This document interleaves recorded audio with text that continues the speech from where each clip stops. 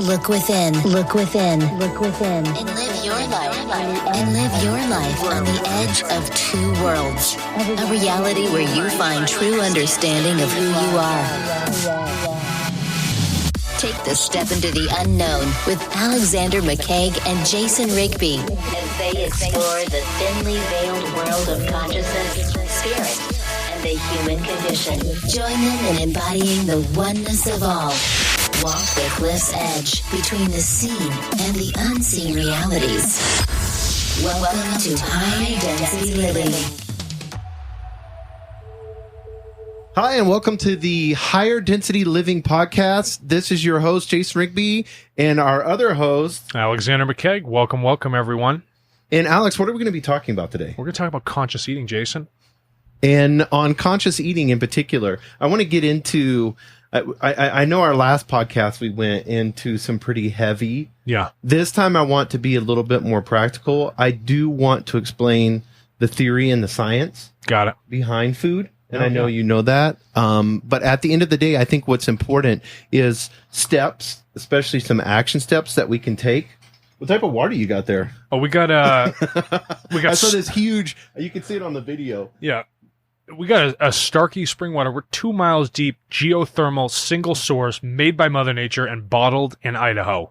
So is it a well that's 2 miles deep? No, this would be an aquifer. Okay, so they're tapping into an aquifer? Yeah, a giant pool, it's surrounded by rock in the bottom, which gives you your nice stable pH levels and all your mineral solids in there. Now, this is good stuff. It's 11,000 years old, so that's fine with me. So you're drinking water that's 11,000 years old? Yeah, who knows? It's probably recycled dinosaur urine. So think about that. So, well, we know that there was humans here in the United States. Yeah. Everybody says what, 6,000? No, 6,000 and 10,000, because hold on, let's sidetrack. If there are certain stones that have been found with actual Aramaic script in it, and right. Aramaic is something that comes from the Middle East, right. And it's dated 10,000 years plus, so how is it when people didn't have ships, they could make it here to the U.S. and carve that into stone? Yeah, that right there doesn't make sense to me. Not a conspiracy, but that's something else we can get into another time, huh? No, I think that will be a good one. I just read a book. There was a guy that just wrote a book on that. Damn it, I can't think of his name. But he's kind of like shook the scientific community several times because he talked about the Earth being so old that, there was humans living here a lot longer than we think. Yeah, a lot longer than we perceive. It's like our history, we only know so much depending on what we find, right? And then we find something new, it can, in a second, debase everything we had known about our current timelines. I think we should be open to that, right? And I think that's what higher density living is about. Right. Don't be rigid and finite, be fluid, like this 11,000-year-old water. Right, exactly. Because through the softness. Yeah, through the softness comes understanding and forgiveness. So yes. Forgive the people for their misknowings on their previous science and history. Yeah, because they're only operating at their level of consciousness. What they currently know and understand. Right. And as then, we are. As you we imagine 300 years from now, people are going to look at us. Hopefully they'll listen to this. Hopefully they listen to it. That'd be great. They dig it up like this water right here. You know what I mean? And they'd be like, "Oh my God, these guys are so archaic." They thought they were so ahead of everybody else. You know what I mean? That's funny. What a bunch of idiots. So I want to get into the importance of food, because for a lot of us, it's like an afterthought. Like I know, like for me in particular, going through and studying this and learning and, my slow evolving to eating better. I think at the end of the day, and I know I want to clarify everything. Alex, you're a vegan. Yeah, I am. Yeah. Yeah. And I want you to talk about that in depth. I'm not. So I feel like this will be a great conversation to have back and forth where I can ask you questions. And there's too much polarity here. I'm out of this. Because I know veganism has like a rap to it, almost a little negative connotation, right? Sometimes pretty fear-based for a lot of people, right? Especially when I watch the documentaries, and then the music changes, and then they change the lens, and then next thing you know, you're crying over this cow. Yeah. So, at the end of the day, I eat meat. I enjoy meat. I know you don't, and so I want to get into that because I feel like, regardless, I know that there's some things that we agree on 100%. Yeah. Like and maybe we can start there, but we are consuming way too much meat. Oh, yeah, out of the gate, right? Right. And that's some obvious things. People know that. You sit down, you have a huge meal like a steak dinner. What's the next thing you want to do? Sleep, right? Right. Well, that doesn't make any sense. If food is supposed to be energy, why would you put something in your body that makes you tired? So Christmas, Thanksgiving, we reward overeating. Overeating, right? Yeah, we actually reward that. But from a conceptual standpoint, right? Your food is your energy. Right. Why am I eating something that then makes me tired? Yeah, that makes sense. There's no efficiency in something like that. So when I have that big turkey dinner, yeah, with the mashed potatoes, the gravy, and that even sounds bomb to me right now. No, listen, it sounds nice. Literally, it's called like food coma. We joke about it. Yeah. So what is happening to our bodies when we're overeating? So what happens is when you are overeating like that, look outside the turkey, right? So turkey already has a chemical to it which may cause a little bit of drowsiness, right? Just out of the gate if you eat it on an empty stomach. But overeating and using foods that require a lot of chemical processing in the stomach, which means you got to send your blood, which is in all these other extremities, right, into the stomach so that it can begin to process and churn, right, and break these things down because it's going to require a lot of energy. So rather than use something that is going to enliven the energy, right, keep the blood in the extremities, make you feel energetic, right, put that energy back in that blood, you're using something that's requiring so much to process because it's so difficult to break down, it's going to cause you to be sleepy, right? So everything else that your body needs to function on doesn't have the energy to do so because it's busy processing this either a massive amount of food or food that's just difficult to digest in the body. So whenever we eat the foods that we eat that are foreign to our body, so let's say, and we're kind of skipping along here pretty quickly, so we're going to slow down, I promise you, but I want you guys to understand this. So when we're eating chemicals or processed food, yeah, which I can see, even like I talked to a vegan the other day and they were talking about like they can eat Oreos and they can eat Cheetos and, all this processed food, those are foreign. So what happens to your body when it's taking processed food in? So let's look at processed food. Okay. Processed food is something that is most of the time a simple carbohydrate. Right. Okay. Which means if you're burning the energy in your body, right, what it requires to break it down, which means it's a 1-to-1 or a 0-to-1 ratio. So that means for every calorie of food there is, it requires 1 calorie of energy to burn it, right?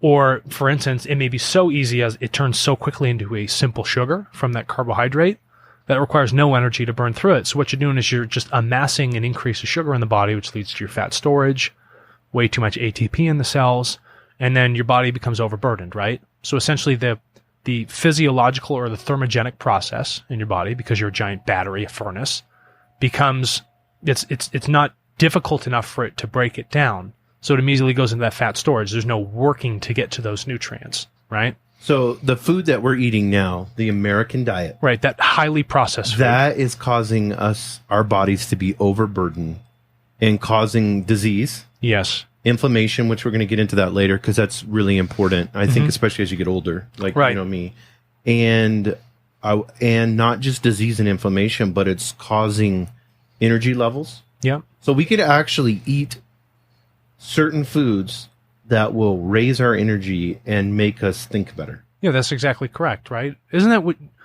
reasonably that's what you would want to do? You would want you want things that feed the energy of your body, right? That give you the nutrients you want so that you can continue to outlast other people. You can do more throughout your day. Right. You become more efficient. Eating a processed diet is too simple on the body, right? So if you're eating something that's a complex carbohydrate, what it means is everything I intake, right? Whether it be that, so it's 2,000 calories of food, it may require over the life of that food, its half-life in my stomach, it'll require, say, 6,000 calories of digestive power of like my thermal energy in my body to heat it up and break it down. So you're actually saying like you have this old school way of calorie counting. Yeah. So they can eat 2,000 calories and that's what it's calorie restriction and they're restricting themselves to eat 2,000 calories. Is it a quality calorie? But it's not a quality. That's what I'm saying. A lot of people will sit there and I only ate 2,000 calories, and then they wonder why they're having back pain. 2,000 calories of Oreo. Are hurting. Yeah, right. Exactly. Yeah. And then from social aspects, food's so social, right? It's our cultural thing that we do. Especially in America. Think about the ease of accessibility it is to get those processed foods, right? It's pre-cooked for me. It's ready to eat right now. But what you lost is all the energy, all the real function that's required in eating food, what we've developed over time to how to digest those things, whether they be raw or cooked, right? And it's already done for you. So if you do all the work for the body, what happens? It comes in, it stores it, and then that's it. Right. You're not burning it to take the nutrients out of it, to use the fiber to strip your colon or your intestinal wall, right? Or to oxygenate the blood, to use those enzymes to feed the body for what it really wants. You're not eating things that actually cause you to lose weight, right? And you're now, it's like, I'm going to overeat on. So there's foods that you can eat that will cause you to lose weight. Yeah, absolutely. And there's foods that are out there that will oxygenate your blood. Yes. Because, and I explain that real quick, because I want people to realize how important, in the Bible, Leviticus talks about like the life is in the blood. Yes, it is. And it's a very, and there's a lot of older manuscripts that talk about how important the blood is. Right. When you have oxygenated blood, and then you have blood that's dense in, what would it be with the average American diet? Like, what would their blood look like? And then what is the vision if you have oxygenated blood? What does that look like? Yeah, no, awesome question, right? So blood can come in a variance of different shades of red. Right. It's blue inside the body, but when it touches the air outside of it, it becomes red. Now, when we begin to separate that blood's a viscous material. Blood has different densities to it, so there's things you can pull out of it. So, for instance, like bile. So if you're in a very unhealthy diet, you'll find that the blood is extremely thick. It's very dark. It's not light and red, which you would assume like the color of this sign here. And beneath it is this heavy bile, right? It's all the nasty, plaqued up stuff that sits in the blood you don't want there. It's not slick. It's not smooth. It's not like, instead of having a slip and slide inside your body, it's more of like me trying to go down, I don't know, a thing of silly putty, but I don't really have that slide, right? It can move, but it's slow over time. So if we're talking about having oxygenated blood, that means it's slick. It's nice and bright and red and rich, right? And it's not going to have all that bile that sits underneath it. And the first step to that is looking at the pH of it, the oxygenation of that blood. And what's the number one thing that can help that? The number one thing for oxygenating? Yeah. So what's the first thing you can intake that's going to help that blood to increase your blood quality? Well, I would think anything that has a high pH and has oxygen in it. Oh my God. Yeah. H2O. Right, yeah. Everybody knows what that is. Water. Why don't we drink enough water? Why do we have like an aversion to drinking the amount of water that we need to drink? Well, first of all, people like flavor. Okay. Right. And people prefer sugars. And we all know for a long time, the studies have been out there that sugar is far more addictive to the neuroreceptors in the brain than cocaine is. Right. We've seen it with rats. We've seen it with MRI scans in human beings in the brain. So when you look at water, it's like, wow, do I want a preference towards the water, or should I have something that's slightly sweetened because that's going to feed the moderate addiction that I may have, like a Diet Coke, right? When really drinking a Diet Coke is only going to thicken that blood. Right. When things are thick, they're not efficient. It's like that's like damming up a lake, right? We got Cochiti Lake up here. From lunch, yeah, because you ate, a big meal, fast food meal. You have a gut that is trying to absorb this. Yeah. Then you turn around and then you drink that Diet Coke, and you have blood that is super thick. Right. And thus we're sitting here wondering why we're so tired at 2:00 in the afternoon. Yeah, or why we have cardiac problems or things of that nature. Let's take an easy metaphor, okay? Cochiti Lake. It dams up the Rio Grande River about 40 miles north of here. Right. Okay?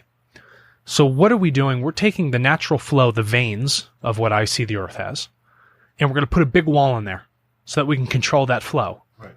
Then the water becomes stagnant. It becomes thick. And what just recently happened with the lake?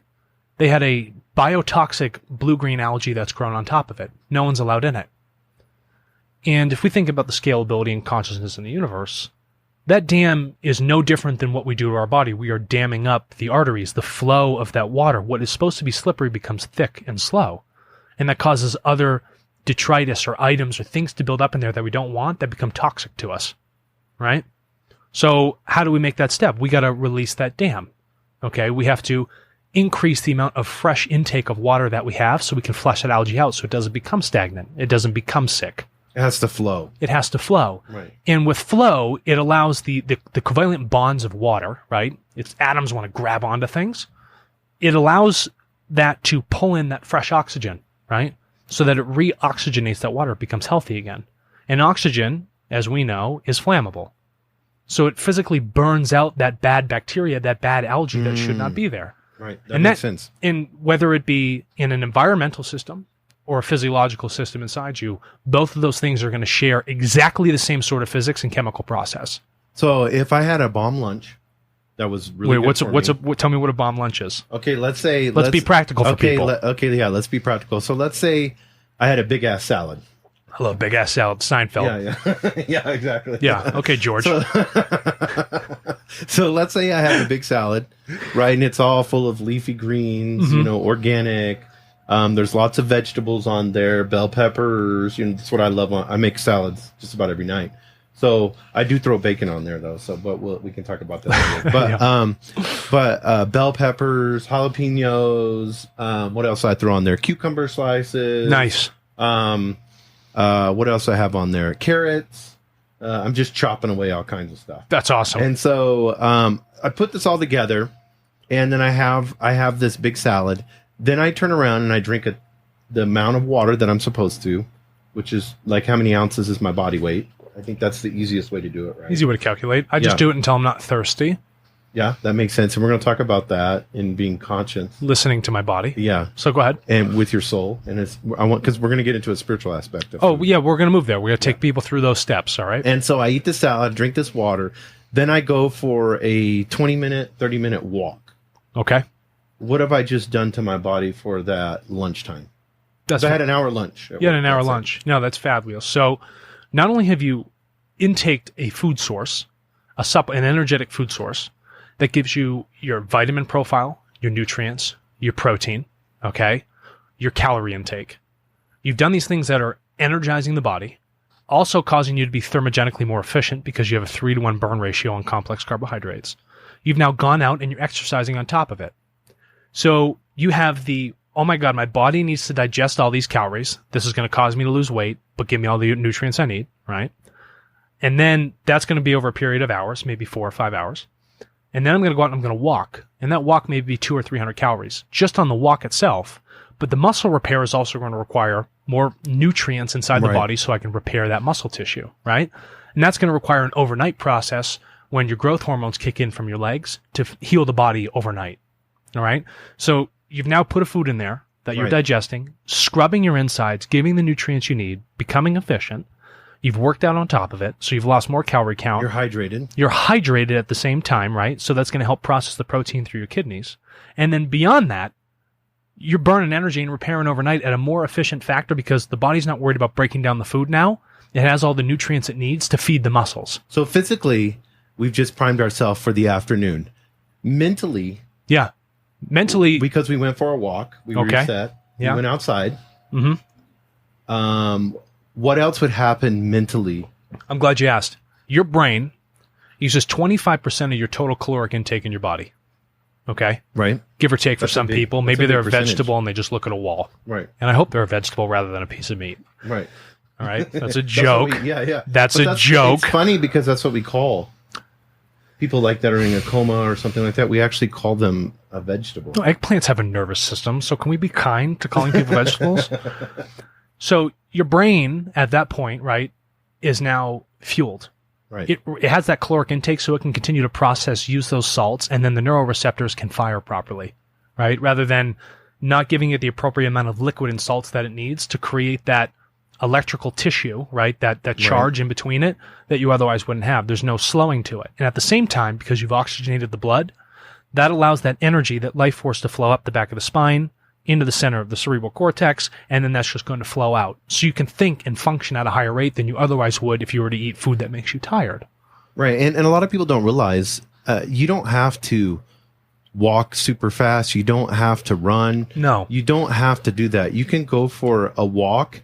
And one of the things that I really like to do sometimes when I'm not, feeling like running or doing any of those things is I like to walk and then think of things that I'm thankful for and gratitude. Interesting. And it resets my brain and then allows me to say, okay, I need to come back to what I'm doing with my work, and I can come back with my resetting your mind and your heart. You know a more positive attitude. So you're talking about food intake, right? If you're pulling in processed foods, a lot of it, you don't feel good. No, right? You don't. And we can all admit that, right? Yeah, everybody can admit that. So regardless, we don't feel good when we eat shitty food. I have a physiological and an emotional charge in my body that it's not coherent, it's not good, it's not positive. So how do you think that's going to play out into my decisions and my attitude for the rest of the day? Right.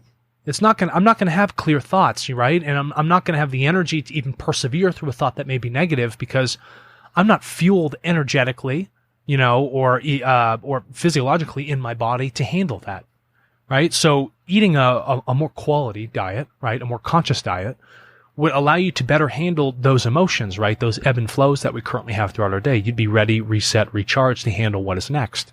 You have that power, that intake to move through those periods, right? So there's a lot of good that comes with eating a more conscious diet like that. So on the spiritual side of things, yeah, because, physical, mental, spiritual, on the spiritual side of things, when we're eating that big ass salad, we drink that water, we go for a walk, right? What have we done to ourselves spiritually? You've made a conscious choice of respecting yourself. And at that moment, because what you intake in your body becomes you. That's so good. I like that. Does it not? Yes, it does. Yeah. Even though you digest some of it through waste, much is left inside of your body, which you internally deal with. So that energetic signature that you're ingesting now moves into your wavelength, right? How you resonate with the people that are around you. So if we're looking at the spiritual aspect of it, you choosing to eat a healthier diet means you're respecting your body as that temple, all right? And by respecting the food you eat and self-respecting yourself, you understand there's a connectiveness, right, between that choice, that intake. And that'll expand further into other choices you make throughout your day. It has a systemic effect. Like people like to say the butterfly effect. So on that spiritual level, I've intake that good food. I respect myself. I'm conscious about what I'm eating, right? It's almost like praying over food, but you're really just praying to yourself. You're actually thanking yourself for the choices that you have made. It elevates your spirits. Right. Whether from a physical or emotional standpoint, right?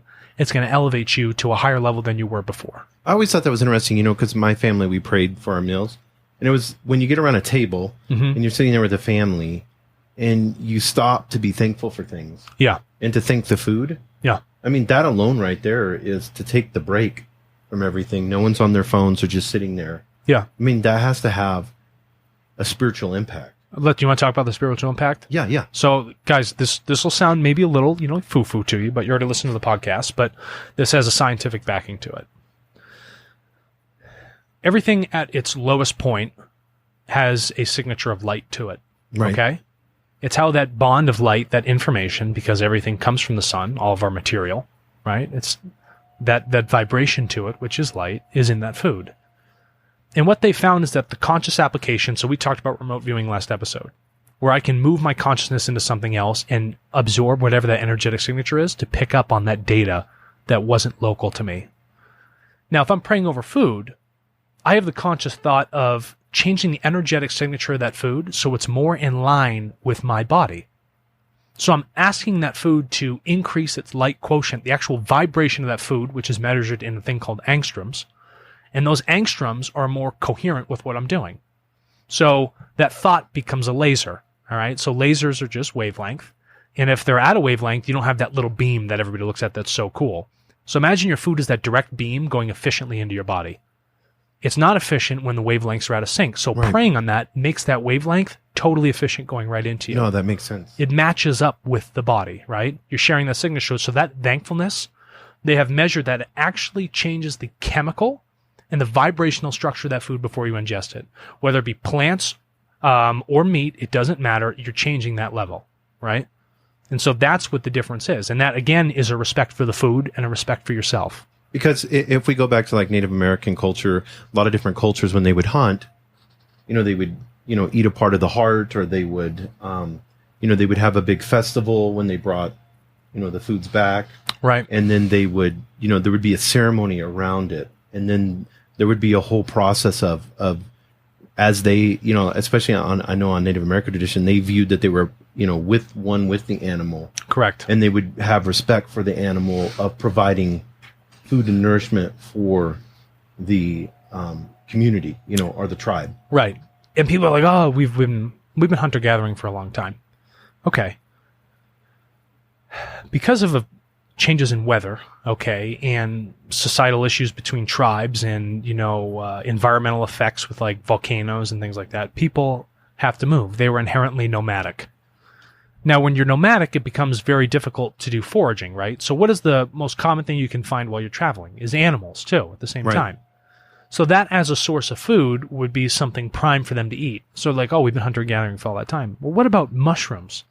What about these other plants? When you become sedentary and secure in a society, you can change your forms of using animal husbandry to start to grow crops in a larger pocket, right? So you don't have to go out and necessarily hunt for that meat anymore. You can grow your vegetables and those other crops to intake that in lieu of the amount of meat you were using because you were so nomadic. We're more sedentary now. But we've chosen to progress and just continue to eat as much meat as possible when really we were only doing that because it was just a nomadic structure that we originally had, right? We didn't have the conceptual understanding of this is how farming works, this is how we align crops, this is how you sow seeds, and this is the benefit of it, right? It's shown throughout all these things that our vegetables provide just more nutrients right out of the gate for your body and less carcinogenic effects that cause cancer than you would otherwise find eating any form of meat. All right. Do you feel like with corporations taking over our food because they control our food source? Yeah, they do. We have, and I want to get into a little bit of, we'll get more detail into that. So I encourage you guys to listen. Because I don't want to get into the conspiracy theories of it. We're going to state facts today on food. But when you look at the amount of meat that we're eating, the amount of grain that we're eating, right? When you have those two, the factories that are producing this, and I'm saying factories because anyone that, even me as eating meat, I think it's extremely important that everyone go to a slaughterhouse. So they can understand where it comes from. They need to understand where the source comes from. That's right. You got to go to the source because if you don't, things are out of sight, out of mind. And that emotional context, that respect for what you're eating, you can't share that because you don't fully understand the thing that you are taking into your body to allowing to become you. But I think once and people would say, no, I can't do that. That's horrific or whatever. And I'm not saying don't watch it on YouTube or whatever. I'm saying you can go to a slaughterhouse. Yeah. And you can sit there and watch them kill that cow, watch them line up, see the fear in the cow's eyes. Sure. And be in one with that. Right. Feel the connectedness of it. Feel the connectedness of it. And watch how they're treated. Watch how they are being moved and brought around the environment that they're in. And myself alone, I had a farm, grew up, country and all that stuff. So I've seen all that. I've been around that.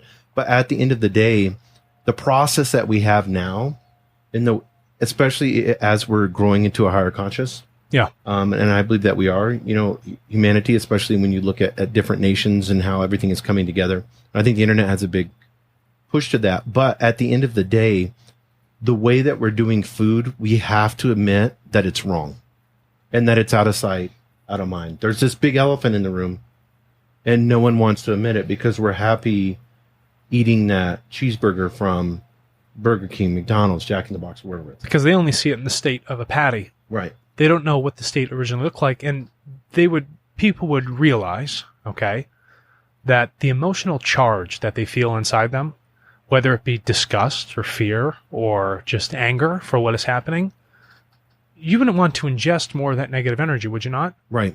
The cow is a conscious being. Right. The cow recognizes that you as a human being are there.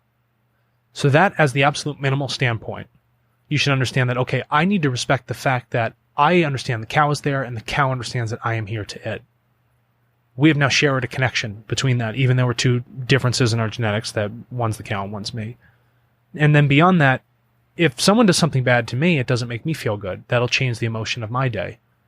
And if I'm going to go slaughter a cow, right, and it's in a state of fear, no one wants to be killed against their own free will. Nobody. But if I go to slaughter that cow, the energetic signature stays in that meat. It becomes tense. It becomes rigid. And we've seen that in science, that when things become stressed, your DNA, your deoxyribonucleic acid, that double helix becomes very tight, like a tight braid of rope. Right. Rather than loose and flexible. And we've all seen what happens to engineering structures when they're too rigid. They crack, right? Right. They can't move with the ebb and flow. So you're asking me to ingest an energetic structure of something that was scared when it died And then for a large period of time before that even comes into my body, I'm going to eat this dead flesh, okay, because that's what it is. And I'm going to absorb that fear, that negative wavelength, and I'm going to have that become a part of my body. And then you start looking at it, you're like, wow, something's a little off here. Right. But why it becomes very difficult for the point when someone sees where the source of that food comes from to ignore that fact, right? Whether it's just out of blatant ignorance or just not a care for other things that you see outside of you and yourself, because by ignoring that means you're not respecting yourself if you choose to continue to eat it.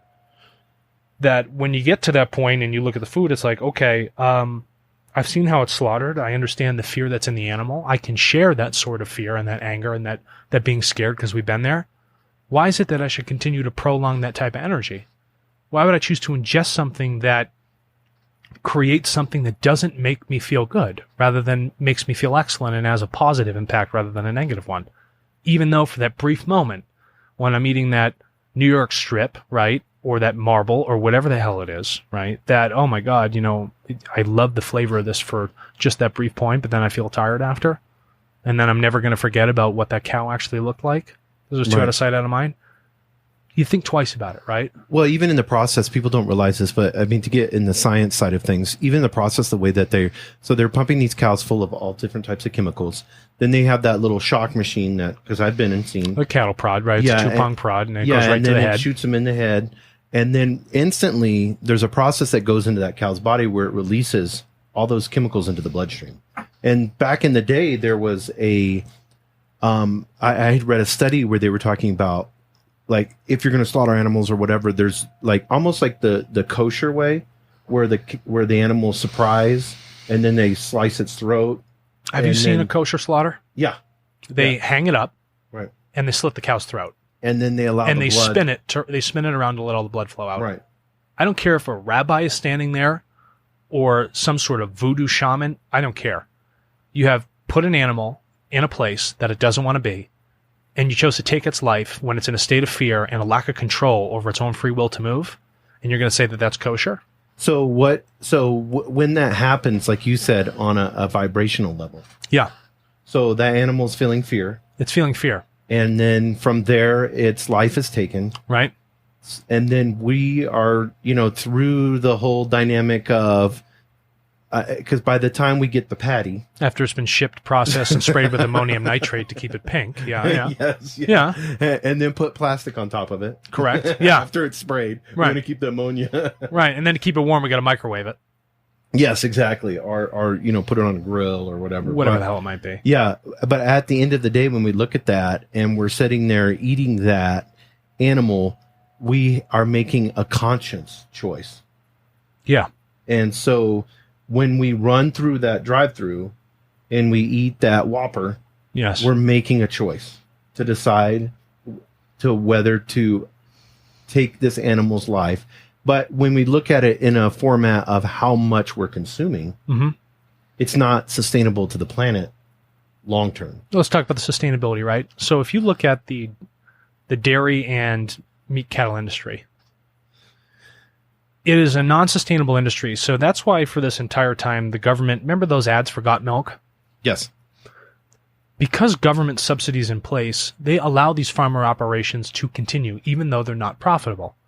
That's why there's so much milk that spoils and goes bad, because they've overused the asset base that is actually sustainable, right? There's only so much land you can use to have these cows graze on, okay? Look at the Amazon for right now. It's burning up. Right. Because one of the largest cattle operations happens in South America. And in order to get that space, to get that multiple acre of grazing space for a cow, they have to cut down trees, right? Because it needs grass. So you do have your natural soil erosion, but let's put that to the side. And in South America, they have a higher obesity rate than we do. You bet they do, right? And they're eating a lot of meats. But the point is, if you talk about the sustainability of that industry, outside of the farming practice itself, from an economical standpoint, it's not sustainable. Right. So they have to have subsidies from the government. Right. And for the government to continue to come through and push this industry that they're putting the subsidies into so that they can get a payback on the tax cut, they're going to market it as much as possible. They're going to say that you need to drink milk to get your calcium. Don't eat kale, right? Don't get your vitamin K and shit from kale. You got to get it from milk. But little do they know, if you look at the scientific research, if you're drinking milk, it actually decreases your bone density, right? And we're all, just about a majority of us at some level are lactose intolerant. Right. So you're taking in something that you're not actually evolved to intake. So that milk, when it comes into your system, whether it's because it's all pasteurized, whether you get organic milk. Can you want to explain what pasteurization is? It's heating it up to the point where it's killing everything bad and good, right? Bad and good, right? So you're really just drinking like a white, foggy water is what it is, right? And maybe it's got some stuff left in it after they pumped a synthetic vitamin into it, right? And anything that's synthetic, its chemical and energetic signature. Because you'll see it'll say like vitamin K or vitamin D added. Yeah, why do they add vitamin D? You're telling me if I drink milk, it makes my bones stronger, but you got to add more vitamin D to it? Right. Oh, wait, that's right, because it's actually, my body can't digest it. It's decreasing my bone mass, and maybe if I don't drink enough water, it'll give me a kidney stone. There's a lot of people out there that have, because I want to testify to this for myself. Okay. There's a lot of people out there that have irritable bowel syndrome. Yeah, IBS. IBS. My IBS cleared up when I stopped eating dairy. Mm-hmm. Solely. Because I tried everything. And I was blaming it on I even went to like, it's got to be the grease in the French fries at McDonald's, or it's got to be, I blamed it on everything because I did not want to give up milk and cheese. Yeah. And when I gave up milk and cheese, it took about 2 weeks. Yeah. But I had severe, where I was at the point where they were wanting to give me medicine. Can we open up a door to this place then? I don't think I can be in an enclosed space with you. Not anymore. This was years and years ago. Yeah. Because I got out of the Marine Corps, and I would eat cereal every night, sugared cereal. I just didn't know. I was raised in a very conservative Southern family. Yum. So it was always Sunday meals were really big. You eat 3 meals. You eat a big breakfast, which is composed of bacon, eggs, grits, biscuits, gravy, all bomb stuff. Right. And then at lunchtime, you eat, spaghetti or, chicken or, all fried. Right. And then at dinner time, it's the big spread, with the mashed potatoes and the gravy and all that. So, we almost had Thanksgiving meals every day. So. Why are you eating 3 meals a day? Yes. We can get into that also, right? Yeah. No, I think it was just a tradition. But we also have to realize, too, when people were consuming that much food, I went to an Amish community, and they were eating a lot of food, but they were working out in the fields for 10, 12-hour days. That's why you have 3. That's why you eat 3 meals. So lucky to the French and their farming methods, they came up with a great idea. Why don't post-industrial revolution, and we're looking at our farming, it just makes sense for the cycle of the day to take a break at the high sun. We can eat then. We can eat in the morning, so we get our energy before we do that first shift. And then the last shift, we can eat after it to regain that energy. We're not farmers. We're not out in the sun. What the hell are we doing? We're sitting at a desk, and we choose to eat these things 3 times a day and overburden ourselves with more calories and energy than we actually really need, right? And it's not like we're eating the right things, so you're just eating a whole bunch of the wrong stuff. So I have done something that has resonated with me, and I enjoy it. I don't condone this for a lot of people, and you can talk about this, but I pretty much eat 1 meal a day. Yeah. And I'll fast for 16 hours. Okay, and fasting's cool. And I've been intermittent fasting for years now. Right. That's for years. It works for me. Yeah. I know it doesn't work for a lot of people, but well, it doesn't work for them because they're not comfortable with it, right? Or it's something with their schedule, right? But there's always a way to make it work. We have a lock 24 hours in the day. You got to sleep sometime. So it's easy to make that fasting happen. Do we jump into that right now? Do we jump into the fasting? No, I think there's a lot of people because that's a cool thing now, intermittent fasting. Well, it's beyond cool. It's scientifically Joe Rogan awesome. talks about it, and all these people that are out there are really, saying, how it's resonating with them. For me, it's convenience with work. Mm-hmm. I also feel more energetic. It's cost effective. It's cost effective, and I realized that I did not need that much food. Yeah. The first thing I did, and I want all of you guys to know this, is when I started intermittent fasting, I was still eating the wrong foods. I was just eating a monster meal in the evening. Yeah. So, because I would pretty much just eat 1 meal, and then that 1 meal would just be bad foods. I would eat it a bunch, and then I was wondering why I wasn't losing weight. Interesting. Yeah. So I had to evolve into say, okay, I need to eat clean. Mm-hmm. And clean is a relative term. We'll explain clean after. We'll talk about pH and inflammation and stuff like that. So, but what does intermittent fasting do for you? Let's talk about intermittent fasting. So beyond the economic benefits of only eating maybe 1 or 2 meals a day, right? When you eat food, you are prolonging the death of a cell in your body. What does that mean? Cells in your entire system are created and die all day long, every single second, millions, right? And you're in a cycle of replacing those things, finding that equilibrium. Now, when you eat your food, what it does is it cellularly feeds this very simple sugar, you would call it. It's called an ATP. It's a cellular energy, what they call the cellular currency. And eating feeds those cells and allows that cell to prolong its life because it has those energy stores in place, right? So eating is actually prolonging the death of a cell that sometimes needs to go. But your body needs to flush itself, so that's why it's creating new material. Intermittent fasting gives your body, right, the ability to create these new cells, right? This new genetic material. And that genetic material can create itself outside of having to have food inside the body. So that people are like, oh, I really need to eat a lot of food to repair my muscles.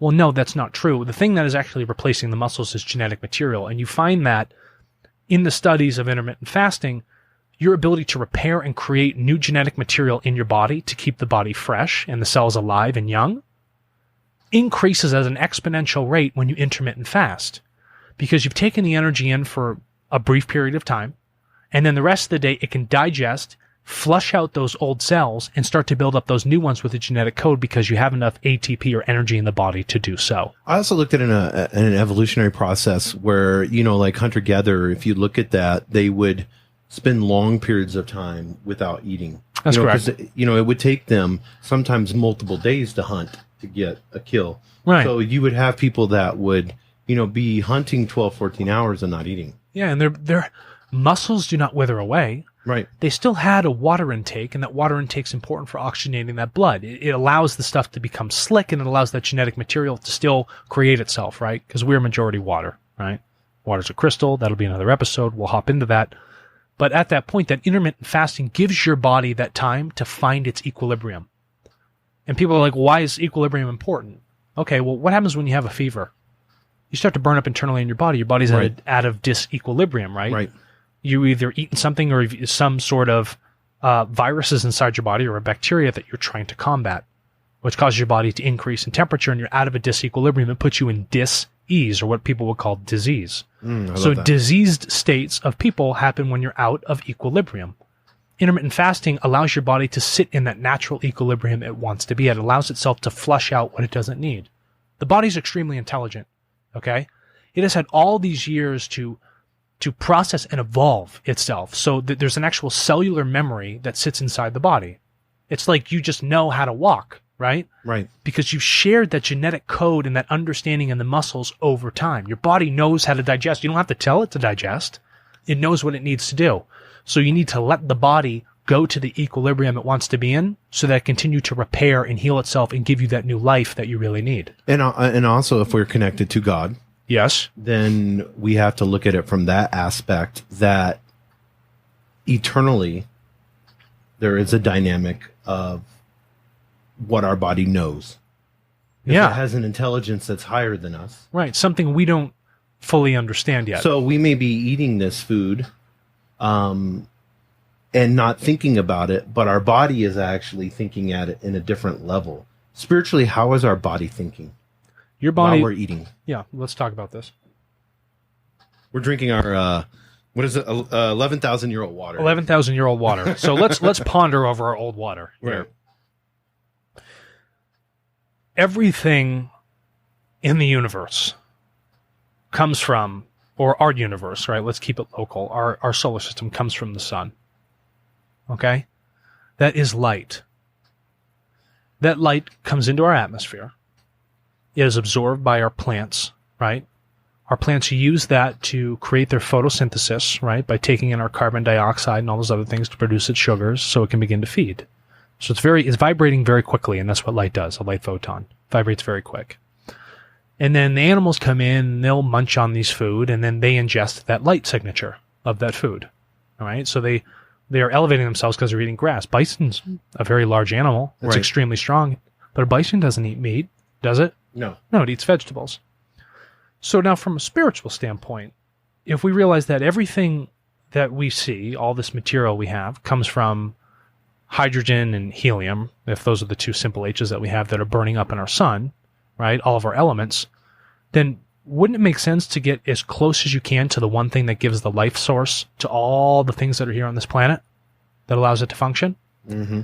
So from a spiritual level, you accept the fact that the father of the things that feed this planet, right, the thing that gives it to us is the sun and that energy. You would want to consume things as close to that light quotient as possible. So for me, that would be eating plants, because they're vibrating at a level that's closest to that light, right? To the one thing that at our absolute cellular level, at a quantum level, that is what makes us up. So why would I eat something that's 30 levels away from it rather than go to something that is so close to the one thing that truly gives us life? So from a spiritual level, right, I'm ingesting something I can't necessarily see, but that vibration of it actually enhances my total being of myself. Even from a quantum mechanical level, I mean, that is a vibration that raises me up. And so for spiritualists, becoming a higher density being, a higher density living, you're increasing that vibration. You're moving yourself through the stages of that point. So spiritually, making a conscious choice to eat things that are closer to that light quotient, the higher vibration, is going to do you a hell of a lot more good. Yeah, and I also think, to get back into why we eat unhealthy, and I want to get, we'll go back to the spiritual side of things, but I want to get really practical for people that are out there. Yeah. We have unhealthy relationships in our life. Okay, this is a good one. Go ahead. Yes. Yeah, I see where this is going. And we do that, with our divorce rate that we have in society. We do that with our children. We do that in every form of relationship that we have a lot of dysfunctional relationships. It's an unhealthy way that we look at it, whether it's two egos feeding each other or, however that process works. What I wanted to talk to you about is that unhealthy relationship that we have because we're not vibrating at love. Right. The highest vibration. We tend to do that with our food. So that relationships that we have that are unhealthy, we just bring that right over into the things that we're actually ingesting. Because none of us would take, if somebody walk to you, very few people actually, if somebody walked up to you and gave you a shot of heroin and said, here, take this, here's a needle. Yeah. Here's heroin in it. This is going to make you feel freaking absolutely amazing. Okay. And you're going to be addicted and you're going to lose your whole life and everything that's important to you. And you're going to be sitting in the streets looking for this. For a quick numbness to what you go, have. put this in your arms. We would all we would run away or we'd, knock the needle out of our hands. Right. But actually 3 times a day in our unhealthy relationships, we do that. With food, we get these heroin fixes. So what I wanted to talk to you about, Alex, is unhealthy relationships with food and what that looks like in our lives and how that translates into food. Let's talk about a relationship with food. Okay. Right. Like we said in the earlier part of this podcast, is that when we are making a conscious choice to eat food, we're ingesting something that becomes us. Okay. So now what if I'm making, say, unhealthy relationship choices, right? And I'm not ingesting food. I'm just ingesting the energy of that relationship. Okay, maybe a really negative relationship and I really can't get out of it. But I need something to numb that feeling, right? That non-coherence that I have, right? That I'm out of sync with the person on the other side. Because if you're out of sync, if there's a lack of understanding and connectedness, right, there's going to be disagreement, there's going to be turmoil, there's going to be troubles, there's going to be a friction between people. It's like two combating waves in the ocean. They're just going to slam into one another. Now, if I'm having a relationship with the food, what I'm going to do is I'm going to find something that eases that pain very quickly, whatever it might be, right? Right. And what are things that tend to dull that pain is the quick fix. It's the simple sugars. It's the highly processed foods. Because in doing so, it gives me that quick feel good. But what you don't find is that the relationship with that food, that quick fix of I'd rather have an apple today than wait to have 2 apples tomorrow. Right. That's going to cause you to become addicted over time, a slower addiction that you would find from something so severe from heroin, for instance. But it's not heroin, right? It doesn't have that sort of chemical synthetic backing that you would find there. You're like, well, this is just food I'm ingesting. Well, your relationship is now that I've transferred the things that I can't internalize with myself, my emotional problems in my relationship, to the choices that I've had in the food. So now my relationship from my food has gone from something positive of nourishment of my body, something that's chemically and energetically aligned with me, to a poor choice that is actually going to disservice me in the long run to make me feel good short right now. Right? If you're in a relationship and you're just blasting each other, you're just yelling at one another, trying to get your emotions out, it makes you feel good briefly, right? That emotional charge to be released. But in the long term, it doesn't give a quality base, an asset base for you to emotionally to work off of. Okay? So now the same thing's going to happen for my food. I want that quick, energetic fix to make myself feel good. But it's not a strong base. It's going to erode from the base. I cannot build upon something that's not sustainable from the start. So having that relationship with the food is nothing but a reflexivity. It's a mirror of the choice you're making emotionally. So what you eat is also a reflection of your relationship. And now, say you start to have a better conscious understanding, a better relationship with your food. You start making better choices. You eat things that are going to prolong and enhance that base of quality, that energetic signature of you. You can apply those positive feelings and that thinking and that understanding back to that relationship. Or even so much to choose a choice to get out of that relationship because you've said, okay, I've made a conscious choice to respect the food and myself. Right.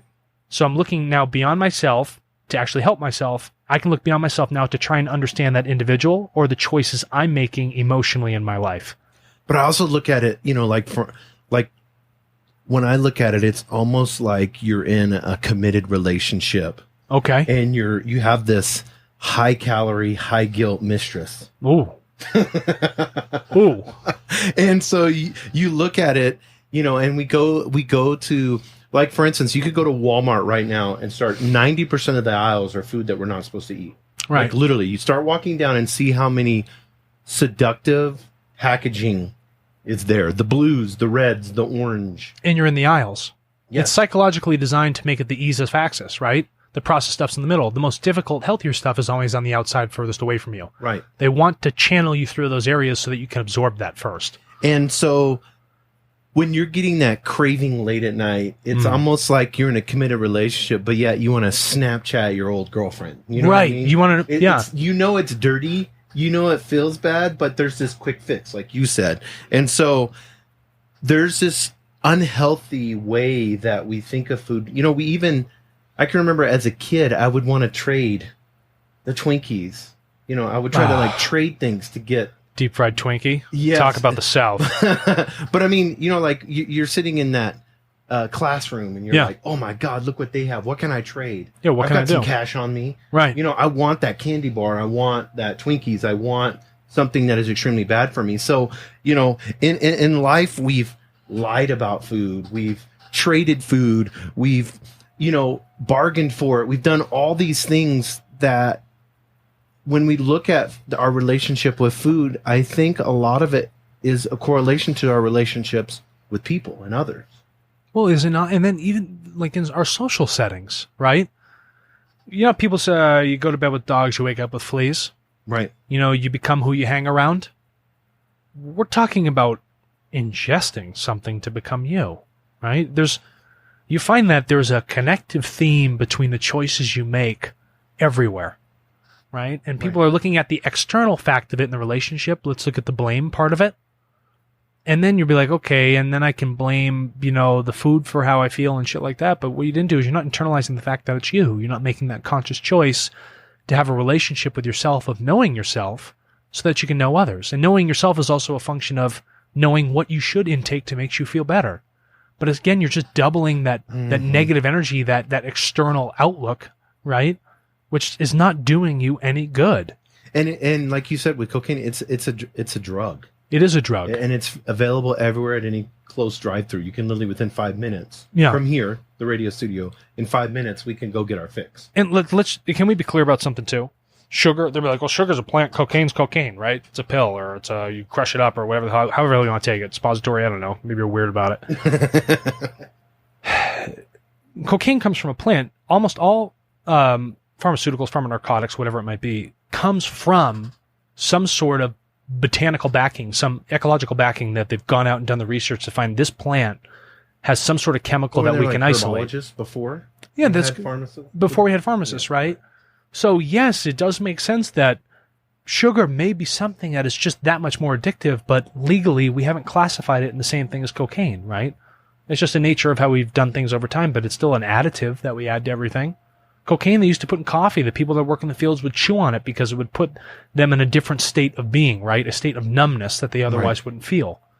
So when you look at processed things like sugar, it's just a more intense and isolated factor of that numbness, right? So it's really interesting. So our relationship to how we deal with that and understanding, okay, respecting the body and respecting the food is an exact mirror of how we treat ourselves with others also, that other relationship. But when you look at that sugar hit, like, because I want people to look at it, like we're when you calling it a start hit. looking at it like it's a drug, Yeah. and you're looking at it when you're saying I'm jonesing, Yeah. like you're a heroin addict, I'm jonesing and I'm in this drive-through because I'm wanting a drug right now to ease something. And it's easy to get. It's Right. so, Jason, it's so readily available. And that dopamine hits Yeah. while we're eating that cheeseburger. Like an Instagram like. Right. And then, yeah, exactly, like an Instagram. What happens to our prefrontal cortex? Well, you watch it light up. So if you look at those MRI scans, Right. right, or even like an EEG, I believe it's called for the brain, you'll watch these energetic signatures totally flare up. And what it does is it actually knocks the hemispheres of your brain out of sync. And the dopamine, it becomes so strong that the body becomes addicted to it, like gambling or receiving money or using cocaine. It doesn't matter what you're ingesting. Dopamine is dopamine, right? And that dopamine will have the same effect regardless of the intake Whether or whatever it's sugar, it is. I want people to get this, whether it's heroin, sugar, cocaine, Money, lottery tickets, it doesn't matter what it is. It does not matter, because really the simplest form of definition for addiction is pleasure. That's exactly what it is. That's all it is. So find pleasure in the things that are actually a little bit more difficult. Find pleasure in respecting your body as a temple and understanding that I want to prolong my life. I don't want to be selfish. If I want to watch my daughter get married and I'm not in a healthy state, or my kid has just been born and I want to watch him graduate from college or all these other life events, me taking care of myself respects that individual and their life also, because I want to be there for them. Yes. Okay? And you choosing to do things that are shortening your life, okay, making it more difficult for your body to be in a state of coherence and health that you otherwise wouldn't be in, you are taking away from the opportunity of not only yourself, but the other individual that wants you to be there too.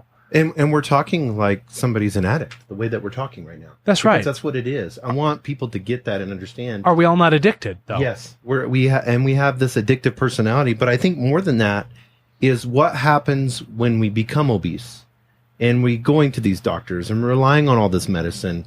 And then on a mental side of things and a spiritual side of things, we begin to experience pain. You do. And it's beyond physical pain now. It becomes emotional pain. Mm-hmm. And for many things that we've seen in clinical trials, the placebo is just as strong, if not stronger, as the pill itself. And then the social pain that we feel. Yeah, because then you don't want to walk around. Right. You don't want to be in a damn bathing suit in front of people. Right. Right? You become self-conscious. Now that energetic signature of your body becomes non-coherent. You become unhealthy. You're at dis-ease. And what does dis-ease cause? It causes disease, health issues, right? Now let's talk about obesity. Obesity is an internal starvation of the body. Your ATP, the energy in your cells, you're not exhausting it. Okay? When you become stagnant and you eat these simple sugars, you are putting more energy in there than what's actually being used. So that causes the body to go into a period of storage, right? Which means that you might not be starving in the sense of being in the wild and a lack of food, where your body's like, okay, I'm going to save as much fat as possible. Because these energy stores are so full, it has nothing to do, it can't burn that anymore, so it's just going to burn the sugars instead of the fat. So the body internally starves, and you begin to hold on as much fat as possible because the processed sugars are the first thing you break down. Because it's like, I'm not going to break down the fat because I'm obese, and the body thinks that I'm starving. But you look at the individual that's obese, and you're like, wow, they're really overweight. What do you mean they're starving? Well, chemically inside their body, it is the same thing as them being out there and being unable to scavenge for food. Right. Okay? So that obesity causes the cells not to go through using that energy. You overwork your pancreas. Your insulin levels get all whacked out of shape. You become diabetic, right? And when you become diabetic, your blood becomes thick. Your limbs begin to die. They don't oxygenate themselves. And then what happens? you become cancerous. Right. What is cancer? Cancer is when the cells begin to ferment. Okay, and when they become a ferment, they begin to grow out of control. So cancer is a lack of oxygenating those cells. So when you prolong that dead material inside the body and your blood becomes thick, you can't move that new oxygen to it. So it becomes toxic. And when it becomes toxic, it gets out of hand. It begins to bloom like your deadly algae in our dam that we had as an early metaphor. And then you become cancerous. So you wonder, when you start with obesity, all these other negative health problems begin to occur. And then from an economic standpoint of insurance, we are now, because we made all these easy choices and that emotional pain that we had, right, means that my end of life care becomes extremely expensive. So all these people that are paying insurance that don't make these choices that you make because you don't have a proper relationship with food means that you and I have to go out and we have to support these individuals that didn't choose to make the right choices to help themselves. Right. And 60% of insurance costs in the U.S. go towards end of care life, not towards helping you, right? So you're like, why does my insurance rate keep going up? It's because more people get obese. We don't have the proper relationship with food, and all of these other health effects come into play, and you're like, man, I'm just really going downhill. And that puts you in an emotional state of being unhappy. And when you talk to a drug addict and you're sitting across from them and they start to cry, yeah, and they want so badly to get off the drug, and they're sitting there super emotionally distressed. They don't know what to do. They're just, a lot of them commit suicide because they're just at the end. It's the same with food. You can talk to people that are extremely obese, and you sit there and you talk to them and they start crying.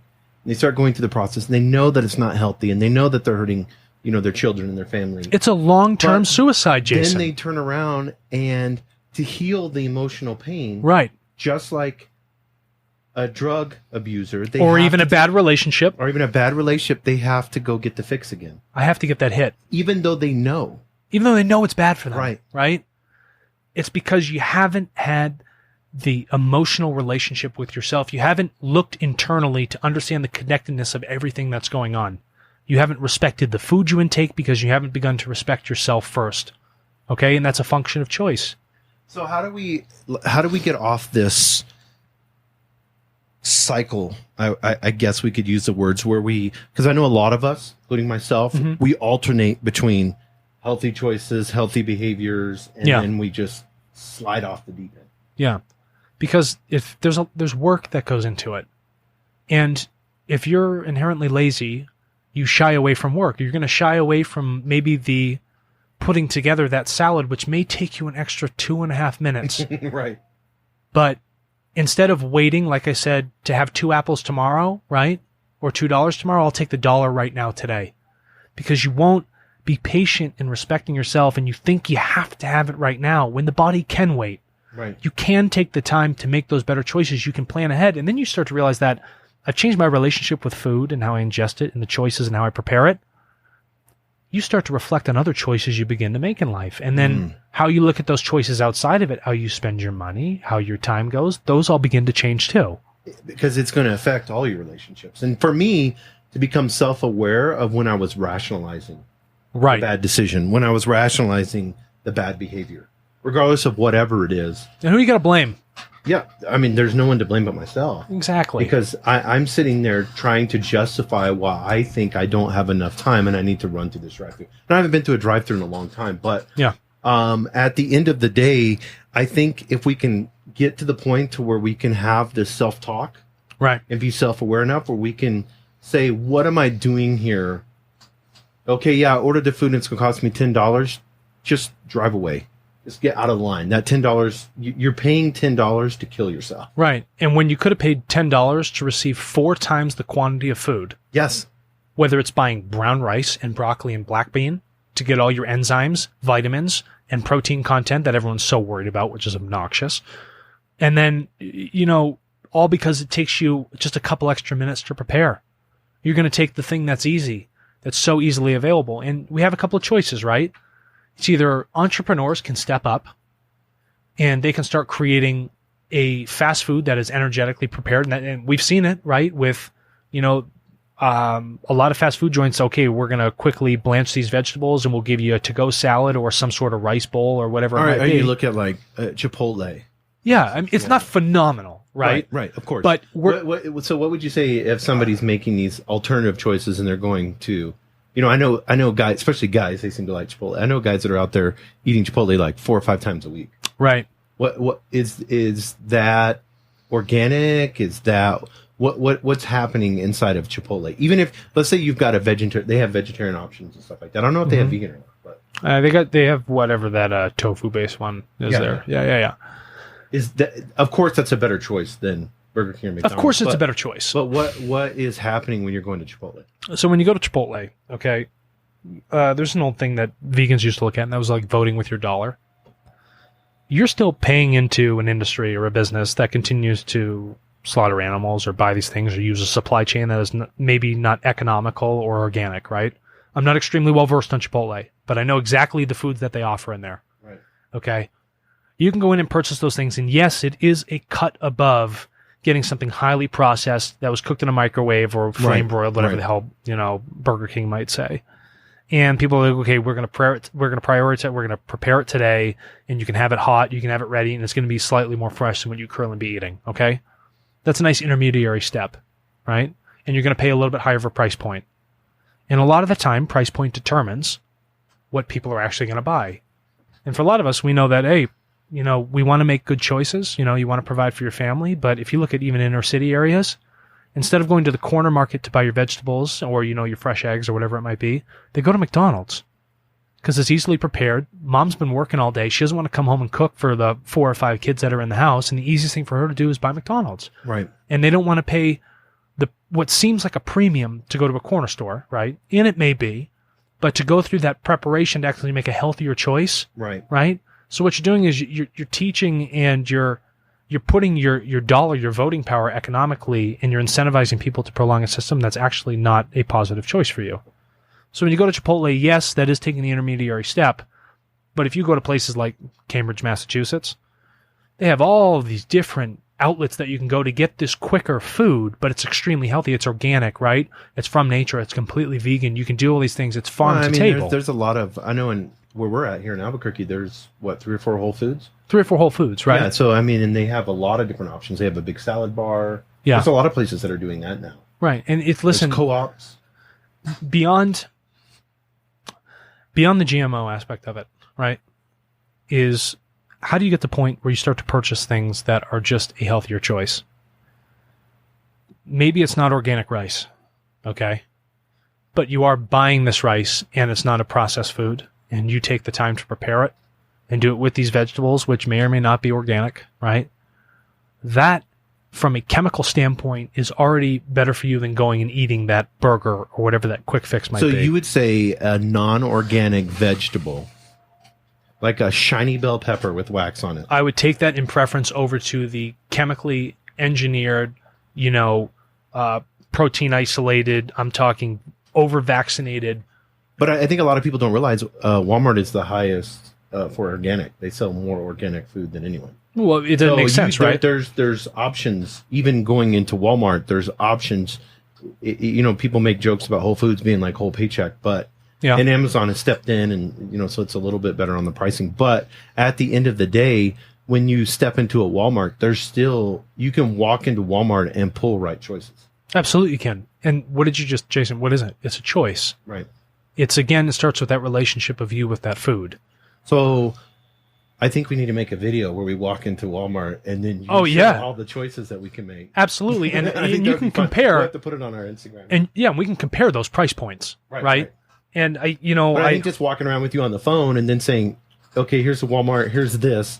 I would rather eat this than this. Absolutely. Stay away from all of this. Yeah. The first thing we're going to stay with is all that refrigerated shit. Right. Any of that stuff in those middle aisles. If it's in a box, don't even go near it. And then you go to the checkout, you're like, damn, that was expensive. Well, you're paying for the packaging, shipping this thing, and then, the marketing that goes behind it. You don't have to market a head of broccoli. Right. It's broccoli. You know what I mean? Right, and it just sits there, and you buy it fresh and then just be done with it. And it costs you an absolute fraction of what you would pay for the pre-chopped one because you didn't want to take the time to actually prepare that food, to consciously apply the preparation. I know right now, with me eating one meal a day Yeah. and then me buying fresh, even though I mix small amounts of meat and I make sure it's grass-fed, whatever, we can get into all that. We'll talk about that, yeah. But at the end of the day, my grocery bill is nothing. It really is Like, nothing. It's hardly, when you're buying rice and beans and yeah. and you know, just the small amounts of meat that I eat and then all the vegetables that I'm eating, Right. salads and stuff like that. I mean, like Costco has a big thing of organic lettuce that's $3. And Sure. that thing lasts you. You could literally eat a salad twice a day and it'll last you all week. Yeah. So, I mean, a bag of rice. Oh my God. For Costco, I spent $12 for like 20 pounds of rice. Yes. Are you kidding me? Not only is it going to give my fiber, but I mean, the protein content and the aminos that I find in that rice are incredible. Right. And I blend that. If I do brown rice and broccoli, you can live as long as you want if you eat enough of it. Do you prefer to steam the broccoli? Oh, or do you yeah, eat it steam the raw? broccoli. Yeah. And broccoli is one of those things that when you cook it, it actually, before it gets to a point where you overcook it, it's one of those vegetables not eaten raw actually gives you more nutrients. Yeah, there are certain, like beans are that way too, right? Yeah, beans are that way also. If you cook them, Right. it gives you more. So in vegetables, there's a thing called phytonutrients. Right. Phyto, I want everyone to think of as just plant, right? So it means plant nutrients. Now, there are proteins within the phytonutrients, right? The phytase of the animal, it's the plant cell wall that needs to be broken down so that your body can absorb the nutrients that are inside of it. And that would be through either fermenting it over time, soaking the beans in water, steaming your broccoli, is softening that cell wall so they can get it, or sprouting your grains, whatever it might be, so that there's more life to that thing that you're eating, right? You unlock the nutrients that are inside of it. Okay. And that's why you see a lot of stuff. Oh, this is sprouted now, or we've repaired it this way, yada, yada, yada, because you're actually making it a living thing that you're beginning to ingest in your body. So it's going to have a high, more lively, energetic signature. That's beginning to sprout. Right. And that's why when people look at seeds, they're like, well, why do you eat seeds? Why do we eat all this crushed flax and stuff like that? Is because the seed, when it grows, has to have all this energy and nutrients in it to feed the plant. So why wouldn't you eat it at an optimal point when it's at its highest level of nutrient value? Right. Right. And so that's kind of a change that's happening And right that's now. easy. Flaxseed, hemp seed, chia seed, all of them. It's easy to sprinkle on everything. Oh my God. Yeah, absolutely. You can buy a big bag of it and it may cost you $15, but man, that's going to last a while. Oh, a while. Yeah. It's You know what I mean? A long time. Yeah. But I find it interesting. So we can go into Walmart. We'll take one of those videos, right? Yeah, we should do that. Yeah, I think that would be interesting. That'd be funny because I think people would. Then we could be real practical. Walk up to something, Right. look at it until they kick us out for videoing. Right. I think we could. That'd be good. But I just want people to see at Walmart because everybody thinks I need to shop at Whole Foods if I want to be healthy. No, that's not true at all. Right. You have so many options to eat healthy. It's a function of choice and habit. Mm-hmm. Okay, and that starts with your relationship with yourself. Okay, the people around you, and your food. Well, I want us to take a break, and then we're going to come back. Yeah. Because we are going to mention one of our sponsors, Tartle, during the break. Cool deal. And then I want people to know, for me, nothing tastes as good as me feeling connected with food and healthy. We'll talk about that. Nothing tastes as good. No, nothing would. But I want us to get practical and maybe get into, because I know you cook here, Mm-hmm. and you, would you call yourself a chef? I would absolutely call myself a chef. I cook every day. I'm absolutely in love with it. I find a lot of pleasure in it's my form of art, right? Some people paint, some people draw. I love to cook. And there's beautiful colors in nature that you find, right? And to ingest those things, and we'll talk about that, right? The things that really, wow, I love the color of blueberries or that red bell pepper. If that resonates with you, that's something you want to be eating. And we'll step into that as we come back. I think that I want to get more practical and talk about some choices. Yeah, I'd love I mean, to. not just wait for a Walmart video, but we'll get into it. Yeah. The podcast right after. Thanks, Alex. Look within, and live your life on the edge of two worlds. A reality where you find true understanding of who you are. The learning is done. Become the teacher in embodying the oneness of all. Walk the cliff's edge between the seen and the unseen realities. Become a higher density being. Please go to www.higherdensityliving.com.